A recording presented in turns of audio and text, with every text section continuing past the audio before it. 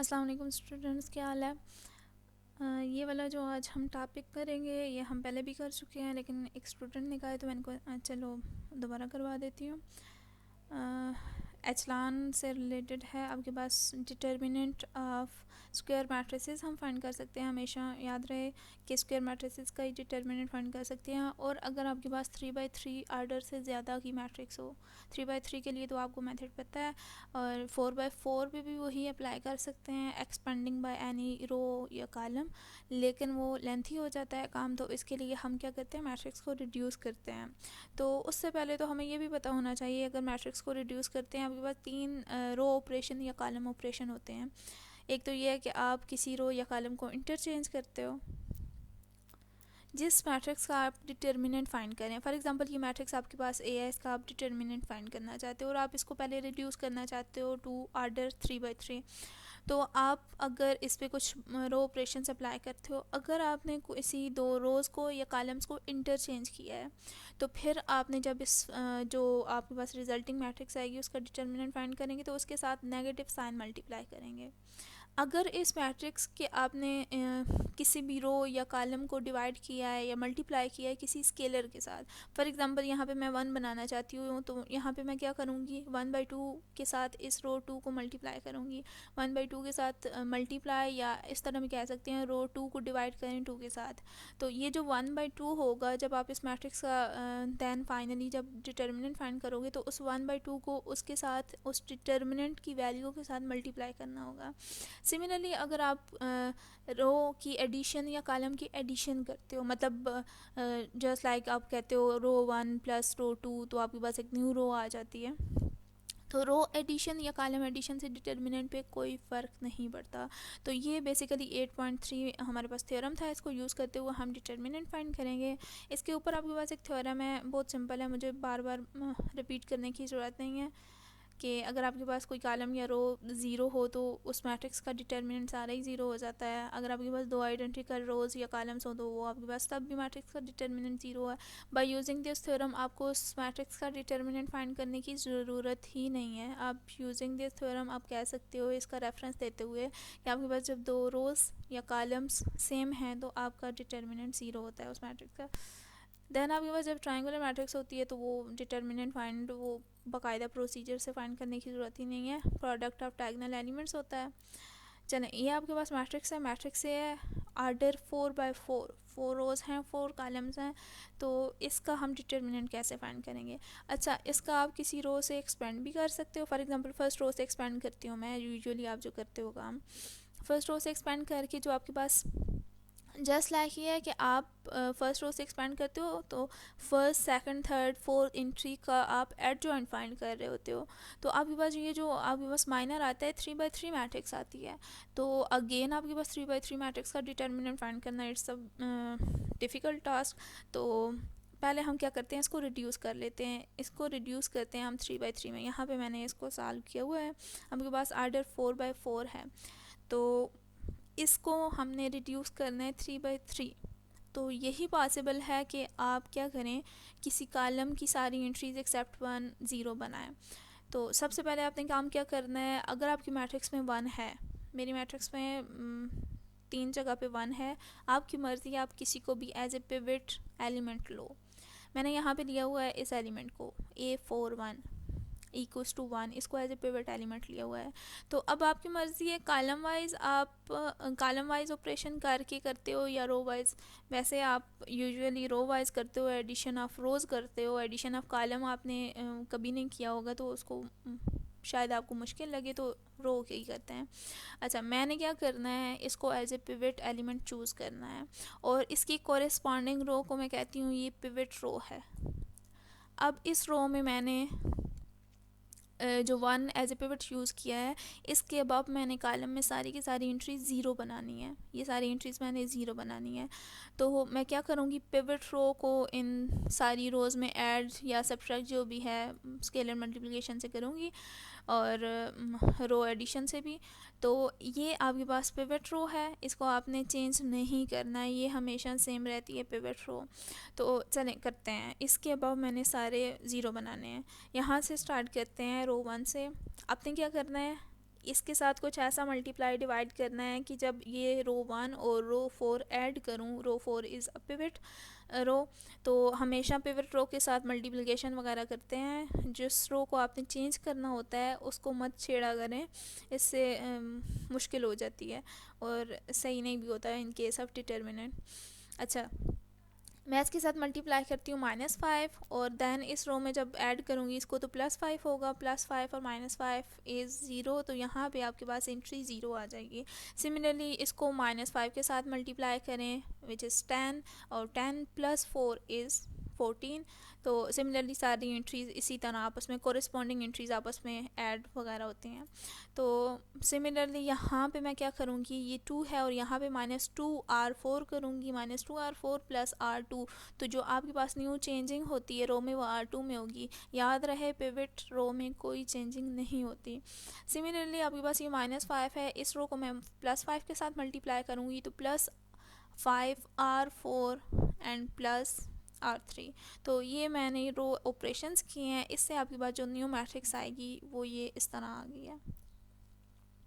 और अभी हम थ्योरम 8.3 यूज़ करते हुए कह सकते हैं कि हमने जस्ट एडिशन ऑफ रोज़ की है। तो थ्योरम 8.3 का थर्ड पार्ट क्या कहता है कि एडिशन ऑफ रोज़ से डिटर्मिनेंट पे कोई फ़र्क नहीं पड़ता, तो इसलिए हमें यहाँ पे कुछ भी मल्टीप्लाई डिवाइड करने की ज़रूरत नहीं है। अब हम इस मैट्रिक्स का डिटर्मिनेंट फाइंड करते हैं बाय एक्सपेंडिंग फर्स्ट कॉलम। इस कॉलम से हम एक्सपेंड करते हैं।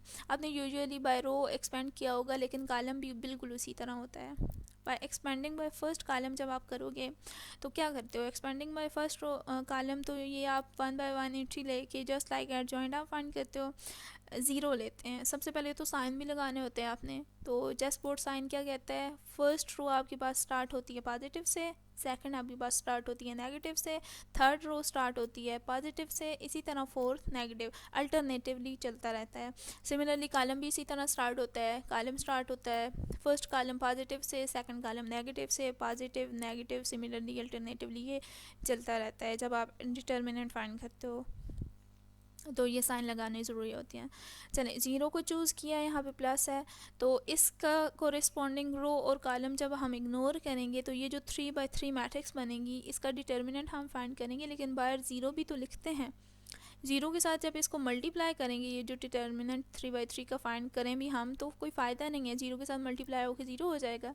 सिमिलरली जब हम 0 चूज़ करते हैं, इसकी कोरस्पॉन्डिंग रो और इसके कोरस्पॉन्डिंग कॉलम को इग्नोर करते हैं, ये जो 3 बाई 3 मैट्रिक्स आपके पास होगी इसका डिटर्मिनेंट जब फाइंड करेंगे तो वो अगेन 0 हो जाएगा। सिमिलरली 0, तो ये अगेन 0 हो जाएगा, तो फाइंड करने की ज़रूरत ही नहीं है। तो फोर्थ एंट्री पे आते हैं, ये आपके पास 1 है। यहाँ पे साइन कौन सा है, by using chessboard sign, plus minus plus और माइनस, दैट्स वाई यहाँ पे हमने माइनस पुट किया है। और ये एंट्री भी हम लिखते हैं 1 लिख लिया। सिमिलरली इसकी कोरस्पॉन्डिंग रो और इसके कोरस्पॉन्डिंग कॉलम को इग्नोर किया, आपके पास ये 3 बाई 3 मैट्रिक्स आ गई है, इसको लिख लें इसका डिटर्मिनेंट। तो ये हमने फाइंड कर लिया है कुछ स्टेप्स डिटर्मिनेंट ऑफ आर्डर 4 की मैट्रिक्स। तो अब ये सिंपल काम है आपके पास, ये 3 बाई 3 मैट्रिक्स है, इसको आपकी मर्ज़ी है बाय यूजिंग एक्सपेंडिंग जो आप करते हो, एक्सपेंडिंग बाय फर्स्ट रो या फर्स्ट कॉलम, सेकंड रो या सेकंड कॉलम, थर्ड रो या थर्ड कॉलम, जो भी आपकी मर्ज़ी है जिससे भी एक्सपेंड करना चाहते हैं। एक तो वो मेथड था। दूसरा मेथड हमने किया था डायगोनल मेथड भी जिसे कहते हैं, कि आपने होप सो मुझे बताने की ज़रूरत नहीं, आपको आता होगा। और डायगोनल एलिमेंट्स को मल्टीप्लाई करते हैं, लेफ़्ट डायगोनल से स्टार्ट करते हैं, इसके साथ प्लस का साइन होता है। अच्छा, ये माइनस साइन बार इसी तरह है। और जब इसका डिटर्मिनेंट मैंने डायगोनल मेथड से फाइंड किया हुआ है 14 क्रॉस 3 क्रॉस 29, फिर यहाँ से ही जब आप स्टार्ट करते हैं तो प्लस साइन होता है, दैट्स वाई यहाँ प्लस है। 7 क्रॉस -10, 3 एलिमेंट्स का आप मल्टीप्लिकेशन करते हो तो 7 और -10 आप डायगोनली चलते हो, तो 2 एंट्रीज हो गई हैं, तो आपको एक एंट्री चाहिए यहाँ ये नीचे वाली। सिमिलरली -19 है तो एक एंट्री है, तो आपको 2 एंट्रीज कौन सी चाहिए, ये। तो सिमिलरली आप राइट डायगोनल से भी मल्टीप्लाई करते हो, -19 3 -7। अच्छा, राइट डायगोनल जब आप करते हो तो हमेशा लेफ़्ट साइड से ही करते हो, यहाँ से नीचे से आप मल्टीप्लाई करते हो माइनस साइन के साथ। सिमिलरली यहाँ पे भी माइनस साइन के साथ मल्टीप्लाई होगा, -8 -10 and 14। Similarly minus into 29 into 7 cross 7। तो ये जब आप इसको सॉल्व करोगे बाय यूजिंग कैलकुलेटर तो ये बहुत ईजी मेथड है। आप इस तरह लिख लें, उनको आपस में मल्टीप्लाई कर लें। तो ये आपके पास आ गया -38 और ये माइनस साइन बाहर था और माइनस माइनस प्लस तो 38। तो देख लें आपके पास इन्होंने A23 जो एलिमेंट है सेकंड और थर्ड कॉलम में 1 उसको एज ए पिवट एलिमेंट लिया था, लेकिन आंसर पे कोई फ़र्क नहीं पड़ता, आपकी मर्ज़ी, आप कोई भी element as a pivot element या एज ए पिवट रो कुछ भी ले सकते हो। तो ये आपके पास आंसर 38 आ गया, तो यहाँ पे मेरा भी आंसर 38 आ गया। अच्छा, इसी क्वेश्चन को मैंने एक और मेथड से भी किया है। ये तो आपके पास रो एडिशन ऑफ रो किया था सारा काम, तो कोई फ़र्क नहीं पड़ा डिटर्मिनेंट पे। लेकिन अगर मैं कहूँ कि मैंने रो को इंटरचेंज करना चाहती हूँ, A13 वो तो बाद में चलें चूज़ करेंगे। मैं अगर चाहती हूँ कि मैंने इसको as a pivot element choose करना है, लेकिन इसको मैं फ़र्स्ट रो पे लेके जाना चाहती हूँ, तो मैं क्या करूँगी, रोज़ को इंटरचेंज करूँगी, फ़र्स्ट रो और सेकंड रो को इंटरचेंज करूँगी। तो जब भी आप रोज़ को इंटरचेंज करते हो, जिस मैट्रिक्स की रोज़ को इंटरचेंज करोगे, अगर उसका आपने डिटर्मिनेंट फाइंड करना है तो उसको माइनस साइन के साथ मल्टीप्लाई करोगे। और अगर आपने किसी रो या कॉलम को डिवाइड किया है स्केलर के साथ या मल्टीप्लाई किया है, तो वो आप डिटर्मिनेंट के साथ उस स्केलर को मल्टीप्लाई या डिवाइड करते हो बाय यूजिंग 8.3 जो थ्योरम हमने किया है। यहाँ पे मैंने R1 और R2 को इंटरचेंज किया है, ये सेकंड रो फर्स्ट बन गई, फर्स्ट रो सेकंड बन गई, ये आपके पास न्यू मैट्रिक्स आ गई है। तो अब यहाँ पे मैं चूज़ करना चाहती हूँ इसको एज ए पिवट। A13 = 1 मैंने इसको एज ए पिवट लिया और इसकी कोरस्पॉन्डिंग रो भी एज ए पिवट रो है। अब रो 1 के साथ कुछ भी मल्टीप्लाई डिवाइड करके कोरस्पॉन्डिंग कॉलम में मैंने सारी एंट्रीज ये 0 बनानी है। इसको -2 के साथ मल्टीप्लाई करूँगी, -2 R1 + R2, तो तब ये वाली एंट्री 0 होगी। बाकियों से आपका कोई कंसर्न नहीं होता। आल्दो कि आप -2 R1 कह रहे हो, सारी एंट्रीज़ के साथ -2 मल्टीप्लाई होगा और प्लस R2, तो मतलब -2 जिसके साथ मल्टीप्लाई होकर प्लस ये, तो ये आपके पास न्यू जो सेकंड रो होती है उसमें चेंजिंग आती है, पिवट रो में चेंजिंग नहीं होती। तो सिमिलरली ये मैंने सारे कॉलम में 0 बनाई है। फिर एक्सपेंडिंग बाय थर्ड कॉलम मैंने इसका डिटर्मिनेंट फाइंड किया है, और ये जो माइनस साइन है, ये कौन सा माइनस साइन है, ये जो अभी हमने रो ऑपरेशन किया है इंटरचेंजिंग रो, तो आप डिटर्मिनेंट फाइंड करते हुए माइनस साइन के साथ मल्टीप्लाई करते हो जब आप दो रोज़ को या दो कॉलम्स को इंटरचेंज करते हो, तो ये वाला माइनस साइन वो है। तो एक्सपेंडिंग बाय थर्ड कॉलम, तो 1 चूज़ किया, यहाँ पे प्लस का साइन है, प्लस माइनस प्लस, तो यहाँ पे दैट्स वाई यहाँ पे +1 है। तो इसकी कोरस्पॉन्डिंग रो और कॉलम को इग्नोर करें, 3/3 मैट्रिक्स आ जाएगी। सिमिलरली 0 को चूज़ करें, यहाँ पे माइनस साइन है लेकिन 0 के साथ मल्टीप्लाई होकर 0 ही आएगा, तो इसको फाइंड करने की ज़रूरत नहीं है। तो ये आपके पास 3/3 अगेन मैंने डायगोनल मेथड यूज़ किया है, मुझे ये ईजी लगता है दूसरे से, दूसरा भी ईजी ही है मेरे लिए, लेकिन आप जब प्रैक्टिस करोगे तो आपको ये भी ईजी लगेगा। अच्छा, उसमें मिस्टेक के चांसेस ज़्यादा होते हैं दूसरा मेथड में, मल्टीप्लिकेशन और देन सब्ट्रैक्शन और इंडिविजुअल एंट्रीज की होती हैं। अच्छा, ये मैंने फाइंड कर लिया, -38 आ गया है। ये जो माइनस साइन बाहर था इसको आपस में मल्टीप्लाई किया, ये 38 आ गया। तो आंसर पे कोई फ़र्क नहीं पड़ता, आप चाहे कोई भी पिवट एलिमेंट चूज़ करो, कुछ भी पिवट रो चूज़ करो, रोज़ को इंटरचेंज करो या स्केलर मल्टीप्लिकेशन करो, तो याद रहे कि वो आपने काम करना है। रोज़ को इंटरचेंज तो माइनस साइन के साथ मल्टीप्लाई, तो अगर रोज़ को मल्टीप्लाई या डिवाइड किसी स्केलर के साथ किया है तो फिर उस स्केलर को इस डिटर्मिनेंट के साथ, फॉर एग्ज़ाम्पल मेरी मैट्रिक्स में 1 कहीं नहीं है, तो 1 के साथ ऑपरेशन करना ज़रा इजी होता है। तो यहाँ पे फॉर एग्ज़ाम्पल कहीं भी 1 नहीं है, तो मैं इस 5 को 1 बनाना चाहती हूँ, तो मैं क्या करूँगी, 1/5 इंटू R1 करूँगी, तो यहाँ पे 1 आ जाएगा, यहाँ पे 4/5 आ जाएगा, यहाँ पे 2/5, तो ये 1/5 हो जाएगा। तो जब आप इसको रिड्यूस करोगे 3/3 मैट्रिक्स में करना चाहते हो, इसके कोरस्पॉन्डिंग कॉलम में सारी 0 एंट्रीज करना चाहते हो, तो फिर ये जो आपने स्केलर मल्टीप्लिकेशन की थी, जब आप इसका डिटर्मिनेंट फाइंड करोगे आखिर में, तो ये जो -38 आंसर कुछ भी और आएगा, कोई भी आंसर यहाँ पे आया है, उसको क्या करोगे, 1/5 के साथ मल्टीप्लाई करोगे।